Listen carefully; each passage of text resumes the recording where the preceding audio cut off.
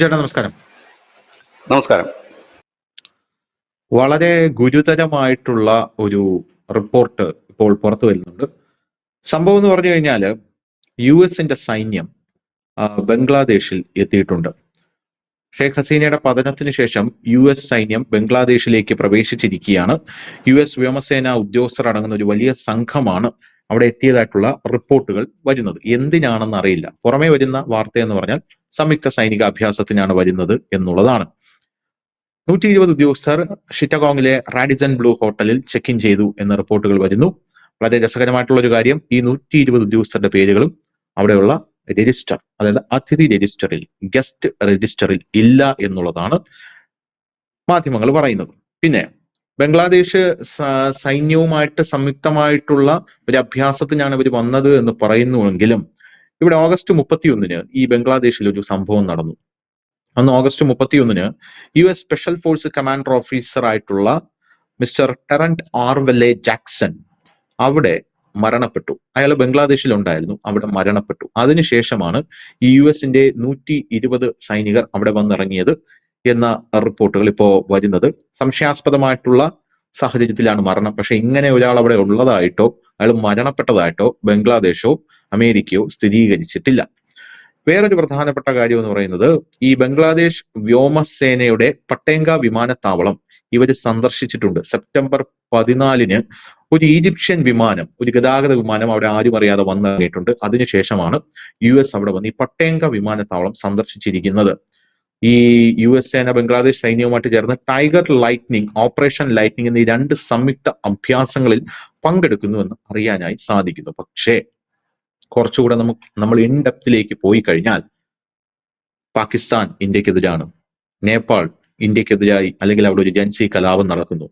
ഇവിടെ ബംഗ്ലാദേശ് സ്വാഭാവികമായിട്ടും കലാപകലുഷിതമാണ്, ഇന്ത്യക്കെതിരായിട്ടുള്ള ഒരു സർക്കാർ അവിടെ നിൽക്കുന്നു. നമ്മുടെ വടക്ക് കിഴക്കൻ സംസ്ഥാനങ്ങൾക്ക് ചുറ്റും കിടക്കുന്ന 3 രാജ്യങ്ങളും നമുക്ക് എതിരായിട്ടാണ് നിൽക്കുന്നത് എന്നുള്ളതാണ് പ്രധാനപ്പെട്ട ഒരു കാര്യം. ഈ വടക്ക് കിഴക്കൻ സംസ്ഥാനങ്ങളെ എങ്ങനെയെങ്കിലും ഇന്ത്യയിൽ നിന്ന് വേർപെടുത്തുക എന്നുള്ളത് ഇവാഞ്ചലിസ്റ്റുകളുടെ അല്ലെങ്കിൽ അമേരിക്കയുടെ ഒരു ചിരകാല അഭിലാഷമാണ് എന്നാണ് ഷെയ്ഖ് ഹസീന പറഞ്ഞിരിക്കുന്നത്. അപ്പോ ഇതൊരു പ്ലാൻ ആണോ എന്നൊരു ഡൗട്ട് ഉണ്ട്. ഇപ്പോ വേറെ പല ആൾക്കാരും റിപ്പോർട്ട് ചെയ്യുന്നത് US CH-130 Hercules landed in Chattogram with 120 soldiers and ammunition for drills, leaving the Bangladesh army unhappy. Bangladesh ആർമിക്ക് ഇതിൽ വലിയ തൃപ്തിയൊന്നുമില്ല. ബംഗ്ലാദേശ് ആർമി ഇവരെ എതിർക്കുന്നു വന്നതിൽ. ഒന്ന്, with a site near India's north east and Myanmar. അത് അവിടെയാണ് പോയിന്റ് ഇരിക്കുന്നത്. അതായത് നോർത്ത് ഈസ്റ്റിന് അടുത്തും മ്യാൻമറിലുമാണ് അവർ ഈ ഡ്രില്ല് നടത്താൻ പോകുന്നത് എന്നാണ് പറയുന്നത്. യുനെസ് സൗത്ത് ഏഷ്യയിൽ ഒരു ഡേഞ്ചറസ് ഗെയിമിന് പ്ലാൻ ചെയ്യുന്നു എന്നും റിപ്പോർട്ടുകൾ സൂചിപ്പിക്കുന്നുണ്ട്. Meanwhile and IAF IL-76 Indian വിമാനം has landed in Myanmar with 120 troops എന്നുള്ള ഒരു റിപ്പോർട്ടുമുണ്ട്. മ്യാൻമറിൽ ഈ IAF IL-76 എന്ന് പറയുന്ന ഇന്ത്യയുടെ ഒരു വിമാനവും 120 പേരുമായിട്ട് ലാൻഡ് ചെയ്തിട്ടുണ്ട് എന്നുള്ളൊരു റിപ്പോർട്ട് പുറത്തു വരും. ഇത് ഞാൻ ഈ നോർത്ത് ഈസ്റ്റുമായിട്ട് കണക്ട് ചെയ്യാനുള്ള ഒരു കാരണം, ഉമർ ഖാലിദ് ഇപ്പോൾ ജാമ്യം കിട്ടാതെ അകത്ത് കിടക്കുകയാണല്ലോ. വലിയ നിലവിളിയായിരുന്നു നമ്മുടെ കേരളത്തിലെ മതേതരവാദികളും ലിബറലുകളും. അവന്റെ ഒരു കൂട്ടാളിയുണ്ട്, ഷമീം, അങ്ങനെ എന്തോ ആണ് അയാളുടെ പേര്. അയാൾ അന്ന് ഈ ഡൽഹി കലാപം നടക്കുമ്പോൾ ഒരു പ്രസംഗം നടത്തിയിരുന്നു. നമുക്ക് ആസാമിനെ വിഭജിക്കാൻ വളരെ എളുപ്പമാണ്. എങ്ങനെ? 5 ലക്ഷം ആൾക്കാർ മതി, ആസാമിനെ വിഭജിച്ച് തരാം എന്നാണ് പറഞ്ഞത്. ഉമർ ഖാലിദിന്റെ കൂട്ടാളിയാണ്.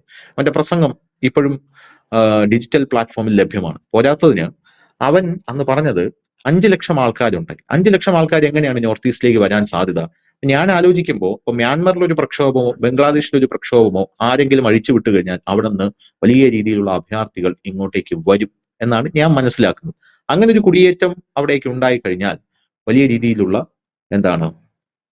രീതിയിലുള്ള പ്രതിസന്ധിയിലേക്ക് ഇന്ത്യ പോകും. അപ്പൊ നേപ്പാളിൽ നിന്ന് വന്നുകൊണ്ടിരിക്കുകയാണ്. നമ്മൾ അതിർത്തിയിൽ കർശന ജാഗ്രത പുലർത്തുകയാണ്.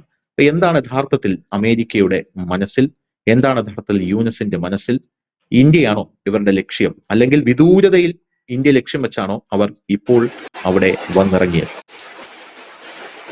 തീർച്ചയായിട്ടും ഇതിന്റെ ഫസ്റ്റ് ടാർഗറ്റ് ഇന്ത്യയും സെക്കൻഡ് ചൈനയുമാണ്.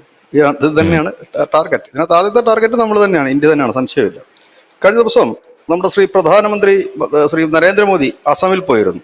3-4 ദിവസം മുമ്പാണ്. ആ മണിപ്പൂരിൽ പോയതിന് പിന്നാലെ അദ്ദേഹം അസമിൽ വെച്ച് അദ്ദേഹത്തിന്റെ പ്രസംഗത്തിൽ അദ്ദേഹം പറഞ്ഞൊരു കാര്യം, നമ്മുടെ അതിർത്തിയിൽ ജനസംഖ്യ കൊണ്ട് ജിയോഗ്രഫി മാറ്റാൻ ശ്രമിക്കുന്നു. ജനസംഖ്യ കൊണ്ട് ഭൂപ്രകൃതിയുടെ ആ ഒരു അളവ് തെറ്റിക്കാൻ ശ്രമിക്കുന്നു. ജാഗ്രതയോടിരിക്കണം. ഇപ്പൊ ധനുഷ് പറഞ്ഞത് തന്നെയാണ് അതിന്റെ കാര്യം.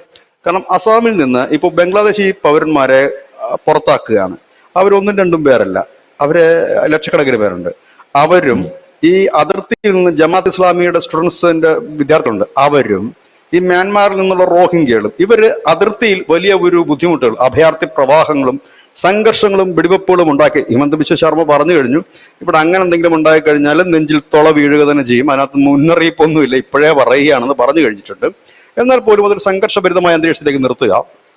പടിഞ്ഞാറ് ഭാഗത്ത് ഇപ്പോൾ നമ്മൾ കേൾക്കുന്ന ലേറ്റസ്റ്റ് വാർത്ത, പാകിസ്ഥാന്റെ എല്ലാ വ്യോമത്താവളങ്ങളും അമേരിക്കയുടെ നിയന്ത്രണത്തിലാണ്. പാകിസ്ഥാന്റെ സൈനിക മേധാവികൾക്ക് പോലും അങ്ങോട്ടേക്ക് പ്രവേശനമില്ല എന്നാണ് ഇപ്പോൾ കേൾക്കുന്ന വാർത്ത. അതോടൊപ്പം തന്നെ കിഴക്ക് ബംഗ്ലാദേശിൽ അവർ കുറെ നാളുകളായിട്ട് അവിടെ അതിൻ്റെ പ്രവർത്തനം നടത്തുന്നുണ്ട്. മുമ്പ് അവിടെ അവിടെ C-17 എന്ന് പറഞ്ഞിട്ട് അവിടെ ചരക്ക് വിമാനം വന്നിരുന്നു.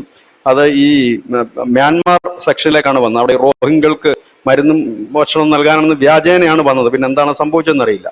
ഏതായാലും അവരവിടെ ഒരു മുന്നൊരുക്കം നടത്തുന്നു. അമേരിക്ക അവിടെ കടന്നു കയറുന്നതിന് ബംഗ്ലാദേശി പട്ടാളക്കാർ അനുകൂലിക്കുന്നില്ല. കാരണം എന്ന് വെച്ചാൽ അവർക്കറിയാം അമേരിക്ക വരുന്നത് കലക്കാനാണെന്നും കലക്കിട്ട് അവർ പോകുമെന്നും ഇതിന്റെ തിക്തഫലം അനുഭവിക്കേണ്ടി വരിക ആത്യന്തികമായി ബംഗ്ലാദേശികളാണെന്നും ബംഗ്ലാദേശിന്റെ പട്ടാളത്തിന് നന്നായി അറിയാം.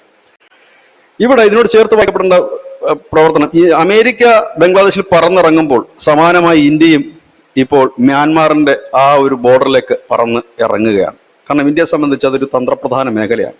സിപ്വേ തുറമുഖം അവിടെ സ്ഥിതി ചെയ്യുന്നു എന്നുള്ളത് തന്നെയാണ്. കാരണം അതിന്റെ പണി അവസാന ഘട്ടത്തിലാണ്. അതിനെ സുരക്ഷ ഒരുക്കാനാണ് ഈ ഒരു വൻ സൈനിക വൻ എന്ന് നമുക്ക് പറയാൻ കഴിയില്ലെങ്കിലും മികച്ച കമാൻഡോകളടക്കം ഈ 120 പേരുടെ ഒരു സംഘം അവിടെ എത്തിയതെന്നാണ് ചില വാർത്തകൾ വരുന്നത്. കാരണം നമ്മളെ സംബന്ധിച്ച് നമ്മുടെ കലാധർ പ്രൊജക്റ്റുമായി ബന്ധപ്പെട്ടിട്ടുള്ള ഒരു അവസാനത്തെ പോയിന്റാണത്. അപ്പൊ അതിന്റെ പണി തീർന്നു, അതായത് ഏകദേശം തീർന്നു. ഇനി നമുക്ക് അവിടുന്ന് എന്താണ് പറയുന്നത്, ഫംഗ്ഷൻ ആക്കാനുള്ള സമയം ആയിക്കഴിഞ്ഞിരിക്കുന്നു. ഈ വടക്കിഴക്ക് സംസ്ഥാനത്തു നിന്നുള്ള ചരക്കുകളും മറ്റും സിപ്വേ വഴിയാണ് പോകുന്നത്. ഇതാണ് നമ്മുടെ. ഇതിന് സമാനമായിട്ടൊരു വാർത്ത കൂടി വരുന്നുണ്ട്. ചൈനയും ഇതിനെ ജാഗ്രതയോടുകൂടി തന്നെയാണ് കാണുന്നത്. ചൈനയുടെ പട്ടാളം അവരുടെ കിഫ് തുറമുഖം സംരക്ഷിക്കാൻ എന്ന പേരിൽ അവിടെ നേരത്തെ മുതലുണ്ട്. അപ്പോൾ സ്വാഭാവികമായും അമേരിക്കയുടെ ഒരു സാന്നിധ്യം ബംഗ്ലാദേശിൽ ചൈന ആഗ്രഹിക്കുന്നില്ല, ഇന്ത്യയും ആഗ്രഹിക്കുന്നില്ല. അപ്പോൾ ഇത് വെച്ചുകൊണ്ട് കളിക്കുക എന്നുള്ളത് തന്നെയാണ് യുഎൻഎസിന്റെ ആഗ്രഹം. കാരണം അമേരിക്ക അവിടെ എത്തിയിരിക്കുന്നത് ഒരു സൈനികമായ അഭ്യാസം നടത്താനാണ്. ഇന്ത്യൻ സൈനികം അവിടെ എത്തിയിരിക്കുന്നത് നമ്മുടെ സിപ്വേ തുറമുഖം ഉൾപ്പെടെ ഉള്ളിടത്ത് കുറച്ചുകൂടെ സുരക്ഷ ഒരുക്കിക്കൊണ്ട് കുറച്ചുകൂടെ കൂടുതൽ കലാധർ പ്രൊജക്ടിന്റെ ആ ഫൈനൽ സ്റ്റേജിലേക്ക് എത്തിക്കുക എന്നാണ് ഒഫീഷ്യലായിട്ട് പറയുന്നത്. അത് ആകണമെന്നില്ല, ആകാം. ഇതിനോടൊപ്പം തന്നെ ചൈനയുടെയും 3000-ഓളം വരുന്ന സൈനികർ അവിടെ ഉണ്ട് എന്ന് നേരത്തെ തന്നെ പറഞ്ഞിരുന്നു. അത് അവർക്കൊരു തുറമുഖമുണ്ട് അവിടെ, അതും ഈ മ്യാൻമാർ അതിർത്തിയിലാണ്. കുഫി തുറമുഖമുണ്ട്. ആ കുഫി തുറമുഖത്തിന് സംരക്ഷണം നൽകാനാണ് അവർ എത്തിയിരിക്കുന്നതെന്ന് പറയുന്നു.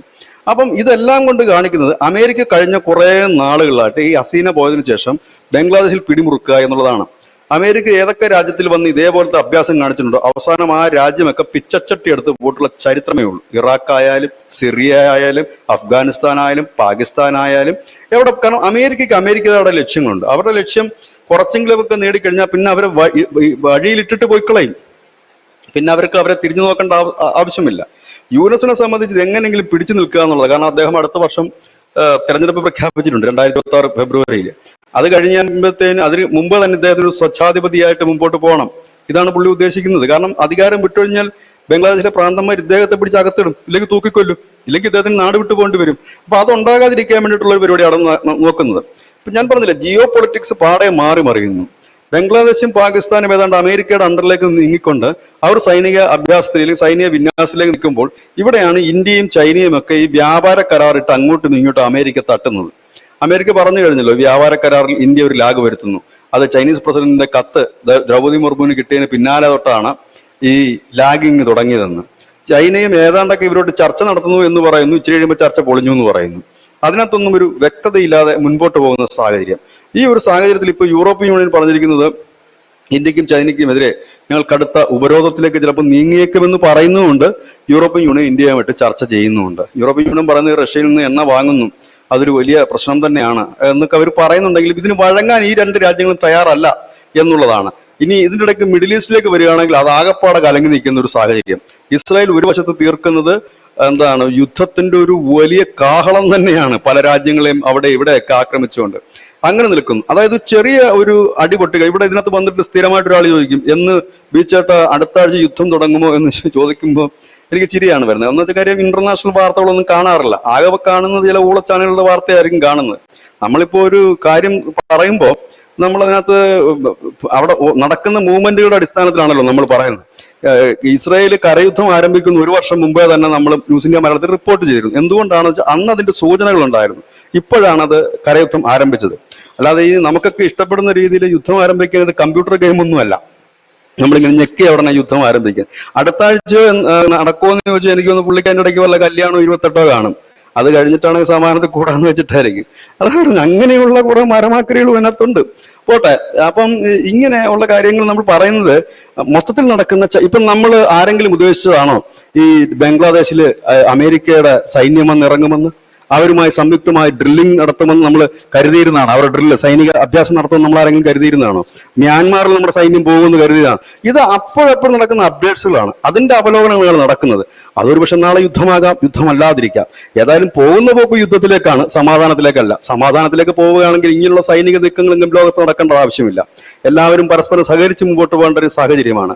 ഈ ഒരു സാഹചര്യത്തിലാണ് അതിനിടയിൽ ഒരു വലിയ നീക്കങ്ങൾ നടന്നിരിക്കുന്നു.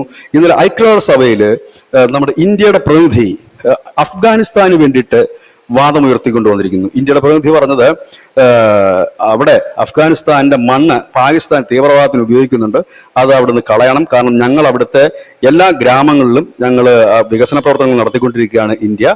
ഇപ്പോൾ അവർക്ക് ഭൂകമ്പം വന്നപ്പോൾ തന്നെ ഞങ്ങൾ ഒരുപാട് സഹായം ചെയ്തു, ഇനിയും സഹായം ചെയ്യണം. പക്ഷെ അവിടെ അഫ്ഗാനിസ്ഥാന്റെ മണ്ണിൽ പാകിസ്ഥാന്റെ ഭീകരരുണ്ടെന്ന്. അപ്പൊ ഇത് കേൾക്കുന്ന പ്രേക്ഷകർക്ക് ഒരുപക്ഷെ വിചാരിക്കും, അപ്പൊ അഫ്ഗാൻ പ്രതിനിധികളാരും ഐക്യരാഷ്ട്രസഭയിൽ ഇല്ലേ എന്ന് ചോദിച്ചാൽ നിലവിലത്തെ ഭരണകൂടത്തിന്റെ ഒരു പ്രതിനിധിയും UN-ലില്ല. ഇപ്പൊ UN-ൽ പേരിന് വേണ്ടി ഒരു അഫ്ഗാൻ പ്രതിനിധി വെച്ചിട്ടുണ്ട്. അദ്ദേഹം എന്ന് പറഞ്ഞു കഴിഞ്ഞാൽ പഴയ, അതായത് അമേരിക്ക ഇരുന്ന സമയത്തുള്ള സർക്കാരുണ്ടല്ലോ, ആ സർക്കാരിന്റെ കാലത്തുള്ള ഒരു ഡെമ്മി പ്രതിനിധി മാത്രമേ ഉള്ളൂ. അപ്പൊ താലിബാൻ ഭരണകൂടത്തിന് വേണ്ടി ശബ്ദം ഉയർത്തിയത് ഇന്ത്യയാണ്. അഫ്ഗാനിസ്ഥാനിൽ വലിയ രീതിയിൽ തന്നെ പാകിസ്ഥാൻ ഭീകരർക്ക് താവളം ഒരുക്കുന്നു. ലഷ്കർ എ തോയ്ബ അടക്കമുള്ളവർക്കുണ്ട്. അത് നിർത്തണം. കാരണം ഞങ്ങളുടെ ഒരു സൗഹൃദ രാഷ്ട്രമാണ് അഫ്ഗാനിസ്ഥാൻ, ഞങ്ങൾ അവരുമായി നല്ല സഹകരണത്തിലാണ്. ഇത് കേൾക്കുമ്പോൾ നമ്മൾ ഒരിക്കലും എന്തിനാണ് ഇന്ത്യ ഇത് പറയാൻ പോയെന്ന് വെച്ചാൽ അഫ്ഗാനിസ്ഥാനിൽ നിലവിൽ അവിടെ ആളില്ല. അതായത് ഇപ്പോഴിരിക്കുന്ന താലിബാൻ ഭരണകൂടത്തിൽ നിലവിൽ അത് ആളില്ല. അപ്പൊ അത് അവരുടെ കൂടെ വക്താവായിട്ട് ഏറ്റെടുത്തുകൊണ്ടാണ് മുൻപോട്ട് പോകുന്നത്. ഇതിനിടയിൽ ചൈനയും പാകിസ്ഥാനുമായി വല്ലാത്ത അകൽച്ച തുടങ്ങിക്കഴിഞ്ഞിരിക്കുന്നു. കാരണം ഈ വ്യോമത്താവളങ്ങൾ ചൈനയ്ക്ക് പോലും അനുവദിക്കാത്ത സൗകര്യമാണ് ഇപ്പോൾ അമേരിക്കയ്ക്ക് പാകിസ്ഥാൻ അനുവദിച്ചു കൊടുത്തിരിക്കുന്നത്. പ്രത്യേകിച്ച് ഈ വ്യോമത്താവളങ്ങളെല്ലാം അവർ കൈയടക്കിയിരിക്കുന്നു. അവരുടെ തന്നെ സൈന്യം മുമ്പോട്ട് പോകുന്നു. ഇതൊക്കെ ചൈനയെ സംബന്ധിച്ച് അവർക്കത് കണ്ടു നിൽക്കാൻ കഴിയില്ല. കാരണം ചൈനയെ സംബന്ധിച്ച് അവരുടെ ആത്യന്തികമായ ശത്രു അമേരിക്ക മാത്രമാണ്, ഇന്ത്യ അല്ല. അപ്പോ അവര് അത് നോക്കിക്കൊണ്ടിരിക്കുന്നു. അതിനിടയിൽ ബലൂചിസ്ഥാനിൽ വലിയ രീതിയിലുള്ള ഒരു സംഘർഷം രൂപപ്പെട്ടു വരുന്നു. നമ്മളത് കഴിഞ്ഞ ദിവസം ഡിസ്കസ് ചെയ്താണ്, അതിലേക്ക് പോകുന്നില്ല. ഏതായാലും നമ്മൾ മുമ്പ് പറഞ്ഞതുപോലെ തന്നെ നമ്മുടെ പടിഞ്ഞാറ് ഭാഗത്തും കിഴക്ക് ഭാഗത്തും 2 യുദ്ധമുഖങ്ങൾ തുറക്കുന്ന രീതിയിലേക്കാണ് ഇപ്പോൾ കാര്യങ്ങൾ പോകുന്നത്. ഏതായാലും സമാധാനമാണ് എല്ലാവരും ആഗ്രഹിക്കുന്നെങ്കിൽ ഈ ധൃതി പിടിച്ചുള്ള സൈനിക നീക്കത്തിന് ആരും മുതിരില്ലല്ലോ.